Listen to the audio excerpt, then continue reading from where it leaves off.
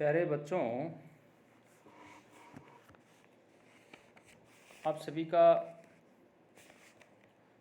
इस ई क्लास में हार्दिक अभिनंदन है, स्वागत है।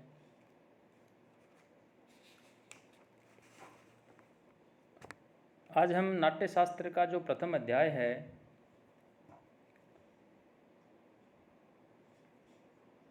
उसमें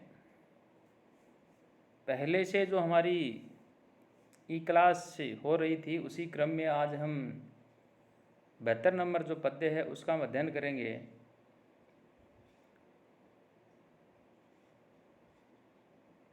और इस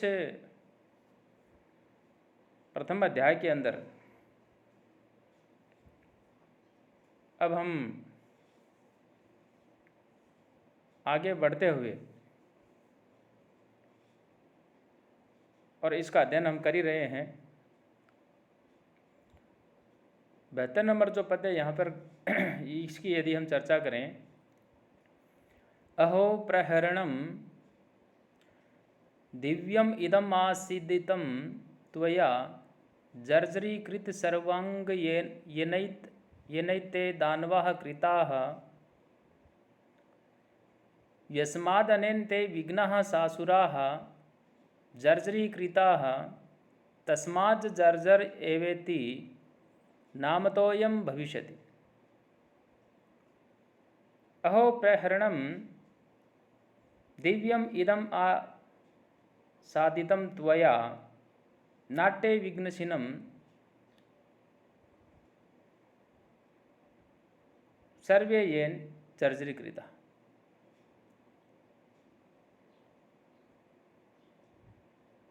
जो हम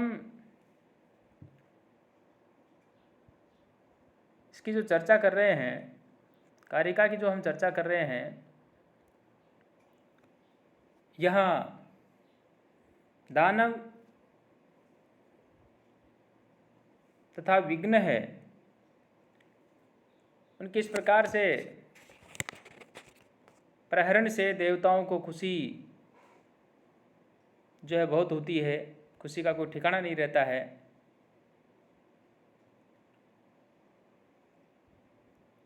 और उन्होंने एक साथ में समवेत स्वर में कहा, यानी मुझे बधाई देते हुए ये बात कही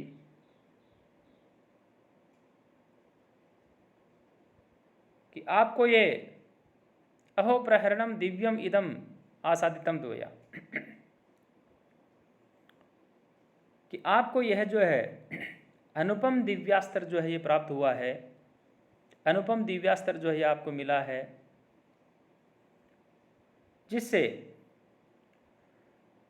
प्रहारात्मक जो प्रयोग है, यानी प्रहार पूर्वक ये जो प्रयोग है, इससे ये जो दुष्ट दानव है उनके अंग प्रत्यंग जीर्ण शीर्ण हो जाएंगे, अर्थात उनको जर्जर कर दिया है। और अनायास ही सदा सदा के लिए विघ्न निवारण के लिए जो है एक दिव्य वस्तु जो वह भी प्राप्त हो गई है। यस्मात् अनेन्ते विघ्नाः सासुराः जर्जरीकृताः तस्मात् जर्जर एवेति नामतोऽयं भविष्यति। यहाँ देवताओं ने वरदान दिया कि चूंकि इस जर्जर ध्वज के प्रभाव से ही इन सारे विघ्नों का जो है निवारण हो गया और उनके प्रोत्साहक असुर जो हैं वो जर्जरित कर दिए गए। इसलिए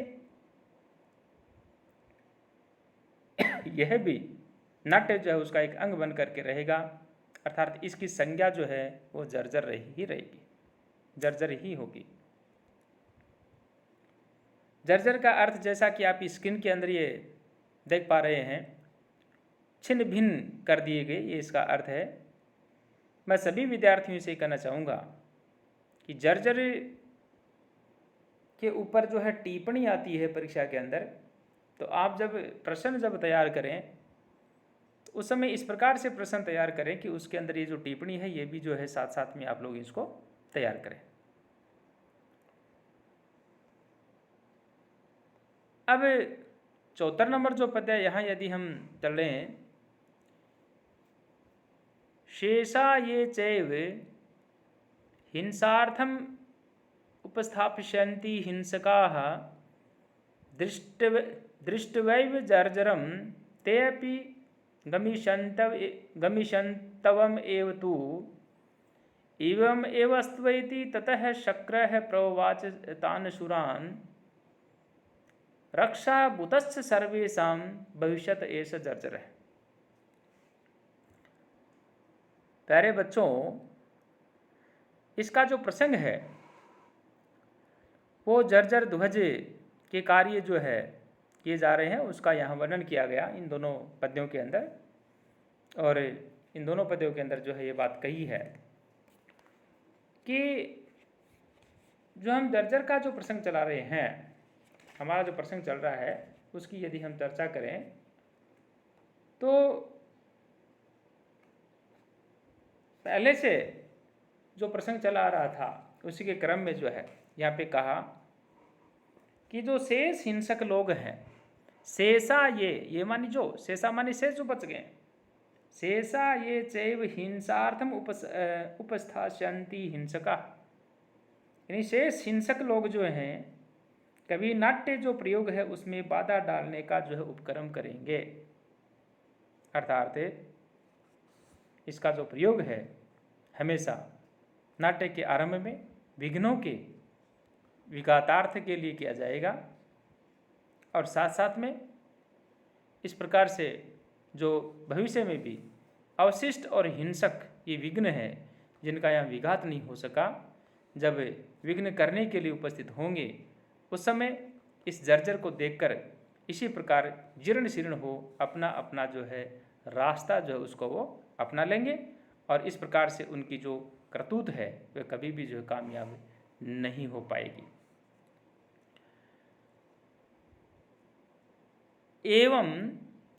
एवं एव अस्त्वेति। ततः शक्रः प्रोवाच तान् शूरान् रक्षाभूतस्य सर्वेषां भविष्यत एष जर्जरः। प्यारे विद्यार्थियों, इसके पश्चात देवराज इंद्र है। देवराज इंद्र ने उन देवताओं को संबोधित करके कहा, ठीक है, ऐसा ही होगा या ऐसा ही हो। और ऐसा होने के बाद में जो है निसंदेह है यह जर्जर जो है सभी अभिनेताओं के लिए जो है एक तरह से हम ये कह सकते हैं कि रक्षाभूत का जो है साधन होगा। जर्जर की रचना और उपासना की विधि जो है नाट्यशास्त्र के अंदर ही जो 23वां अध्याय आता है वहाँ पर इसकी विस्तृत रूप से इसका वर्णन वहाँ प्राप्त होता है। रंगमंच में जर्जर की स्थापना विहित है। जर्जर 108 अंगुल बांस जो है उसका दंड जो है वह होना चाहिए, इसमें 5 पौर यानी पर्व और 4 ग्रंथियाँ यानी गांठें हों। यही विधि, यही क्रम महेंद्र के ध्वज के लिए भी विहित है। संभवतः उदंड दर्शकों के नियम के लिए पहले जर्जर की व्यवस्था आवश्यक रही होगी, बाद में ये जो रीति है मात्र एक वस्तु रह गई होगी। इस प्रकार से ये जो जर्जर है, इस जर्जर के विषय में जो है मैंने आपके सामने जो है मेरा जो विचार था वो मैंने रखा। अब हम जो है बात करते हैं आगे अगला जो पद्य आता है उसकी। और यहाँ पे कहा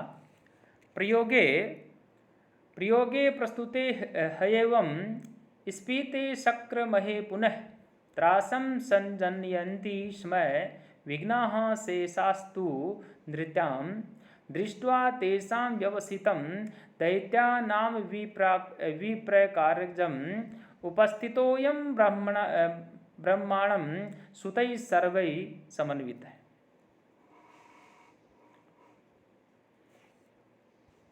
प्यारे बच्चों, जो यहाँ प्रसंग जो हमारा चल रहा था उसी प्रसंग को आगे बढ़ाते हुए भरत मुनि जो है वह अपने पुत्रों सहित जाते हैं, उसका यहाँ वर्णन आता है।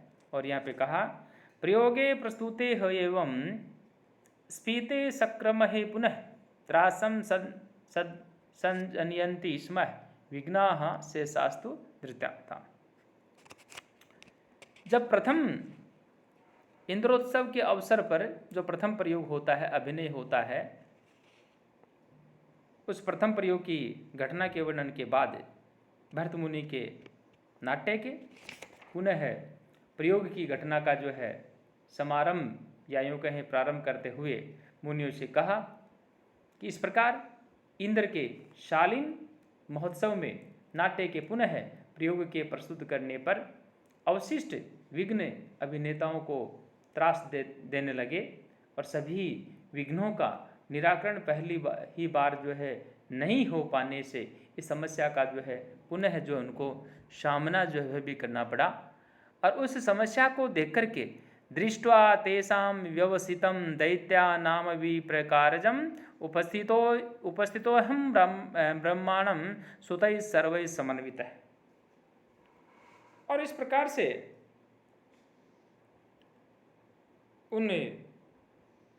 उस विघ्न के अंदर अभिनेताओं को भयभीत करने लगे। अभिनय में उन असुरों की पराजय जो है उस पराजय को देख करके दृष्ट्वा तेषां व्यवसितं, यानी उस पराजय को जो है देख करके क्रुद्ध हुए शेष जो विघ्न हैं उन विघ्नों के त्रास देने पर मैं स्वयं यहाँ भरत कह रहे हैं कि मैं स्वयं जो है भरत मुनि स्वयं कह रहे हैं कि मैं ब्रह्मा जी की सेवा में जो है वहाँ उपस्थित हुआ।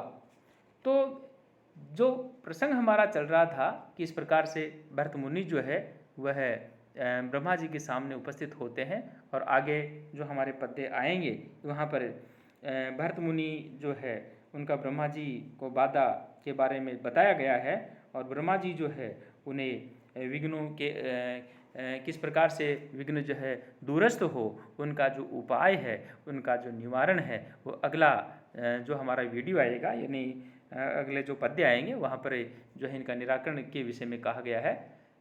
तो मैं सभी विद्यार्थियों से कहना चाहूँगा कि आप जब इसको पढ़ें तो साथ साथ में जो है आप अपना जो चैनल है उसको सब्सक्राइब भी साथ साथ में करते रहें और जो अंगूठा है वो भी आप अवश्य लगाएं। सभी विद्यार्थियों का बहुत बहुत आभार, धन्यवाद।